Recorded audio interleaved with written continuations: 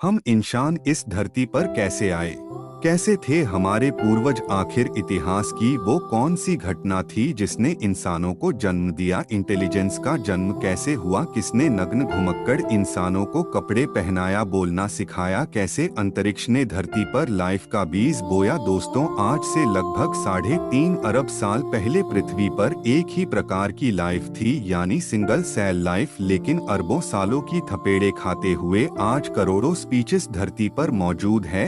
हम इंसान 37 खरब से भी ज्यादा बैक्टीरिया की कॉलोनी है, लेकिन इन करोड़ों स्पीशीज से अलग है हम इंसान, जिसमें भाषा और संस्कृति मौजूद है। ऐसे में इतने कॉम्प्लेक्स इंसान की उत्पत्ति कैसे हुई? वो सब चीजें जो हमें इंसान बनाती है, आखिर वो कैसे हमें नेचर से मिली? कैसे अरबों साल के विकास क्रम से जीवन को एक नई दिशा दी? चलिए जानते हैं आज के इस वीडियो में।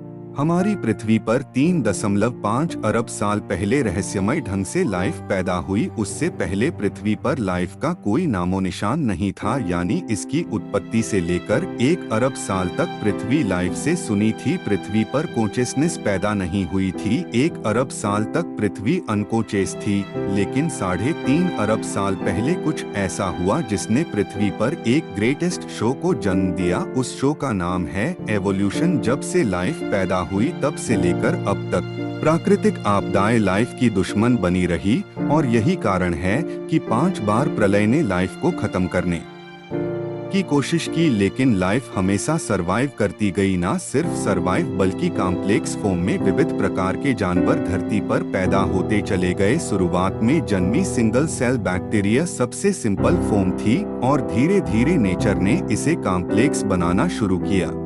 अरबों सालों में लाइफ समुद्र से भूमि पर और भूमि से आसमान में कदम रखने लगी। इन अरबों सालों में इंसान का कोई नामो निशान नहीं था। आज से 65 मिलियन साल पहले डायनासोर्स जैसी प्रजाति का भी जन्म हो गया था। डायनासोर्स के युग के खत्म होने के बाद अब धरती पर मेमल्स का राज होना बाकी था। मेमेलियंस धरती पर मौजूद सभी स्तनधारियों और इंसानों के पूर्वज थे, जो साइज में चूहे के जितने छोटे थे। लेकिन नेचुरल सिलेक्शन और एवोल्यूशन के चलते मेमल्स की भी कई अलग अलग प्रजातियां शुरू होने लगी। डायनासोर्स के मरने के बाद अब धरती मेमल्स के लिए खुला मैदान थी। जो मेमल्स डायनासोर्स के दर से बिलों में रहते थे, वे अब बेखौफ घूम सकते थे। अब वो दिन दहाड़े एक नए एनवायरनमेंट में रहने लगे। अब मेमल्स ने अपनी आजादी का फायदा उठाकर अलग अलग वातावरण में रहना शुरू किया। इस प्रकार नेचुरल सिलेक्शन के चलते मेमल्स भी कई प्रकार के जीवों में विकसित होने लगे।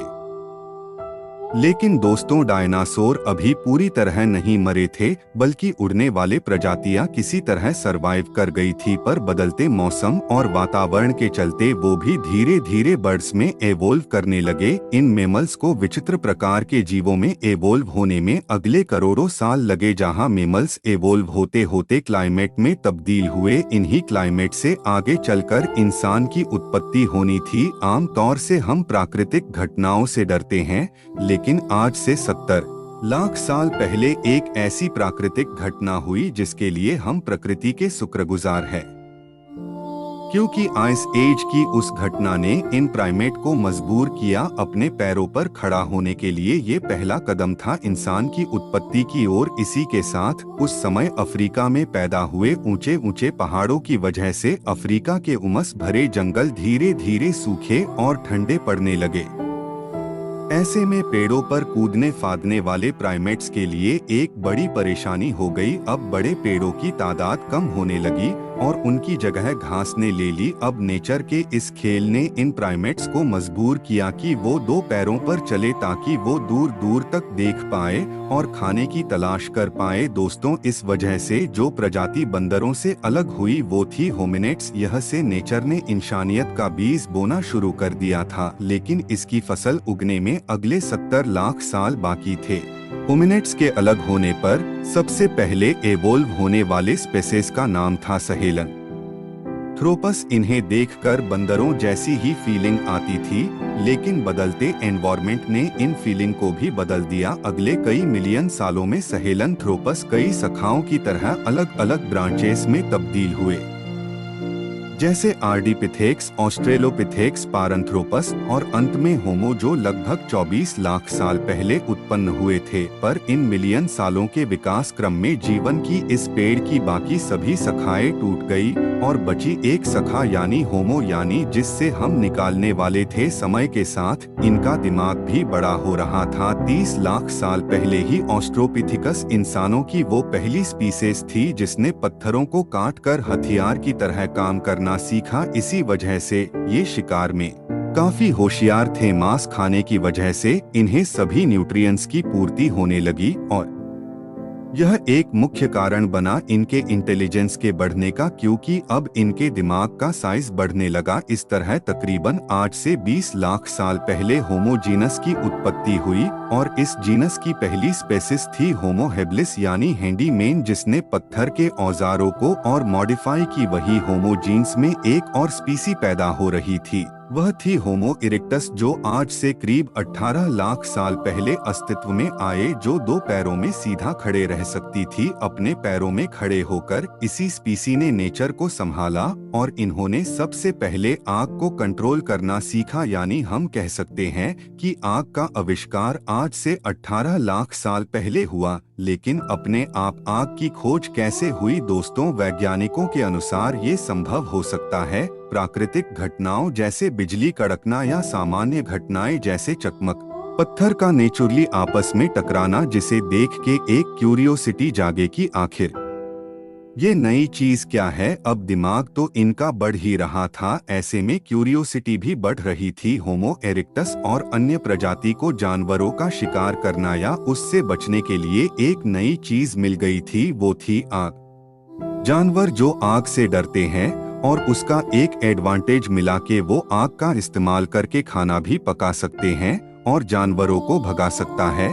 पके हुए मांस को खाने से उनका शरीर उसे आसानी से पचा सकता था। इस वजह से इनका दिमाग और अधिक विकसित होने लगा। अब यही ट्रेंड बाकी होमो स्पीसीज ने भी कॉपी कर लिया और उसे यूज लेने लगे, जिससे बाकी इंसानी स्पीसीज का दिमाग विकसित होने लगा। इस तरह एवोल्यूशन के चमत्कार से आज से 3 लाख साल पहले 2 सबसे बुद्धिमान स्पीसीज पैदा होती है, यानी होमो निएंडरथालेंसिस और होमो सेपियंस। आज से 1 लाख साल पहले इंसानों की स्पीसीज ने एक बड़ा फैसला लिया। ये अब तक साउथ अफ्रीका में मौजूद थे। ये वहां से माइग्रेट कर धरती के अलग अलग इलाकों में जाकर बसने लगे। नए इलाके में जाने पर इनके सामने नए चैलेंजेस आए। नई क्लाइमेट कंडीशन, खुखार जानवर। अब अपने सर्वाइवल के लिए इन्होंने दिमाग लगाया और नए विकसित हथियार तैयार किए। अब इन हथियारों की वजह से ये शिकार को काट सकते थे और दूर दूर तक ले जा सकते थे। इस समय कुछ और नए चैलेंजेस सामने आते हैं, जैसे हिरण जैसे जीवों का शिकार करना, जिसके लिए एक साथ मिलकर काम करने की जरूरत थी और इस तरह टीम वर्क में काम करने के लिए एक नए आविष्कार की जरूरत थी। वो थी भाषा, एक दूसरे से कम्युनिकेट करना। और यह भाषा की शुरुआत हुई इशारों से। अलग अलग सिग्नेचर से ये भाषा की शुरुआत थी, जिसे प्रोटो लैंग्वेज कहा जाता है। अब लैंग्वेज जैसी नई चीज आने से इन ह्यूमंस ने इसका खूब प्रयोग किया। वही लैंग्वेज के और कॉम्प्लेक्स बनने का कारण था ह्यूमंस के बीच इंटरेक्शन, आपस में होने वाले कॉम्प्लेक्स इंटरेक्शन और डिटेल में चीजों को एक्सप्लेन करने के लिए लैंग्वेज एवोल्व होने लगी। अब इंसान की शरीर की ऊर्जा धीरे धीरे दिमाग पर अधिक खर्च होने लगी, जिससे एवोल्यूशन दिमाग का हुआ। लैंग्वेज के वजह से दिमाग ने और ग्रो किया। दोस्तों, हो सकता है कि लैंग्वेज की वजह से चुगली करने का आविष्कार भी उसी समय में हुआ।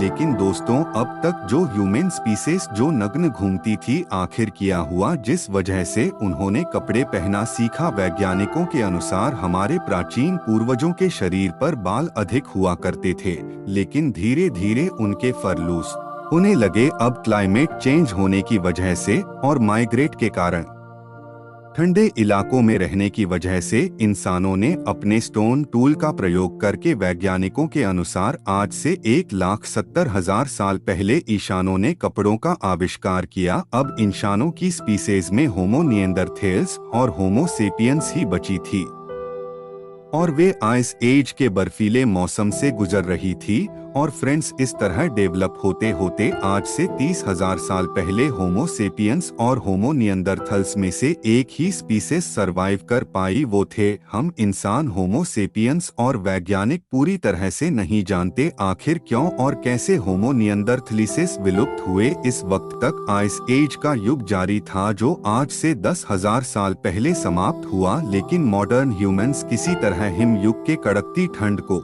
सरवाइव कर गया, पर इधर उधर घूमते रहने की वजह उनको खाने की समस्या होने लगी। इसलिए आज से 10,000 साल पहले एग्रीकल्चर यानी खेती की शुरुआत हुई। अब ह्यूमंस के पास अपनी जिंदगी में काफी फ्री टाइम मिलने लगा, क्योंकि उनकी बेसिक नीड पूरी होने लगी। उनकी खाली दिमाग शैतान का घर, और हमारे शैतानी दिमाग ने खाली टाइम में कई चीजों का आविष्कार किया, जैसे कि खाने को स्टोर करने के लिए गड्ढे बनाए, जिसके लिए स्पिनिंग व्हील बनाया गया। अब इंसानों के पास रात में खाली टाइम मिलता था, जहां वो अपनी वाइफ या गर्लफ्रेंड से लड़ने के बाद आसमान को निहारने लगे।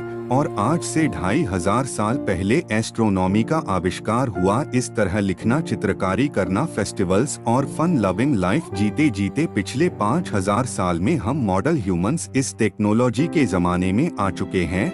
लेकिन दोस्तों, एवोल्यूशन अभी रुका नहीं है, बल्कि एवोल्यूशन हमेशा चलता है। आज भी हम इंसान एवोल्व हो रहे है। जैसे नाखून बढ़ते हुए हमें दिखाई नहीं देता, लेकिन लंबे समय बाद वो काफी बड़ा हो जाता है। इस तरह एवोल्यूशन की प्रक्रिया काफी धीरे होती है, और आगे आने वाले मिलियन सालों में ना जाने हम इंसान किस रूप में बदल जाएं। आज हम ऐसी कई परिस्थितियों से गुजर रहे हैं जो हमें लगातार शेप कर रही है। जिस तरह भूतकाल में हम इंसानों की विचित्र प्रजातियां थी, उसी तरह हो सकता है हम इंसान की और कई विचित्र प्रजातियां उत्पन्न हो जाएं। आज हम जीवन के लंबे इतिहास को जानते हैं कि किस तरह जीवों का विकास हुआ, लेकिन एक सवाल अभी भी वैज्ञानिकों को परेशान करता है कि आखिर लाइफ की शुरुआत कैसे हुई, किसने पृथ्वी के गर्भ में लाइफ का बीज बोया। ये एक बहुत बड़ा रहस्य है, लेकिन कुछ वैज्ञानिकों के अनुसार 4 अरब साल पहले लाखों एस्ट्रॉइड की वर्षा में उन्हीं एस्ट्रॉइड के साथ अमीनो एसिड मॉलिक्यूल्स के रूप में लाइफ भी अपने सूक्ष्म रूप में धरती पर आई। लेकिन अगर ये सच है तो यह सवाल उठता है कि हमारी जैसी ही लाइफ किसी अन्य ग्रह पर भी इन्हीं अमीनो एसिड मॉलिक्यूल्स से क्यों नहीं आ सकती। आखिर आज पृथ्वी पर ही इंसान क्यों है, अन्य ग्रहों पर हमें कोई लाइफ क्यों नहीं मिली। इस बारे में आप क्या सोचते हैं, कमेंट करके हमें जरूर बताएं, और हमारे इस चैनल को सब्सक्राइब कर ले। तब तक के लिए बने रहिए।